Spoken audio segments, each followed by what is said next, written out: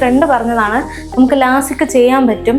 LASIK actually specs ഉള്ളവർക്ക് ഈ specs വേണ്ടാന്ന് വയ്ക്കാനുള്ള ഏറ്റവും നല്ലൊരു ചോയ്സ് ആണ്. ഹായ്, എൻ്റെ പേര് സ്നേഹ AS. ഞാൻ 4th year BSc MLT student ആണ്. കോഴ്സ് പഠിക്കുമ്പോൾ തന്നെ നമ്മൾ കൂടുതലും എക്സാമിൻ്റെ സമയത്ത് നമുക്ക് ഒത്തിരി ടൈം എടുക്കും. ഒരു മൈക്രോസ്കോപ്പി അനാലിസിസ് ചെയ്യാനായിട്ട് ഒത്തിരി ടൈം എടുക്കാറുണ്ട്. അപ്പോൾ ബാക്കിയുള്ള കുട്ടികളെ അപേക്ഷിച്ച് ഞങ്ങൾ കുറച്ചുകൂടെ ബാക്കിലോട്ടായി പോകാറുണ്ട്. പിന്നെ അതുപോലെയാണ് ഒരു റെയിനി ഡേയിൽ പുറത്തോട്ടൊക്കെ ഇറങ്ങുമ്പോൾ സ്പെക്സിനകത്ത് ഫോഗ് വരുന്നതും അപ്പോൾ കാഴ്ച ഭയങ്കരമായിട്ട് ബ്ലർ ആവുന്നതായിട്ടുള്ള പ്രോബ്ലം. അങ്ങനെയാണ് ഞങ്ങൾ ഇതിനെപ്പറ്റി അന്വേഷിച്ചത്. അങ്ങനെ എൻ്റെ പപ്പയുടെ ഒരു ഫ്രണ്ടിൻ്റെ ഹെൽപ്പോടെയാണ് പ്രിസൈസ് എന്ന് പറയുന്ന ഹോസ്പിറ്റലിനെ പറ്റി ഞങ്ങൾ അറിയുന്നത്.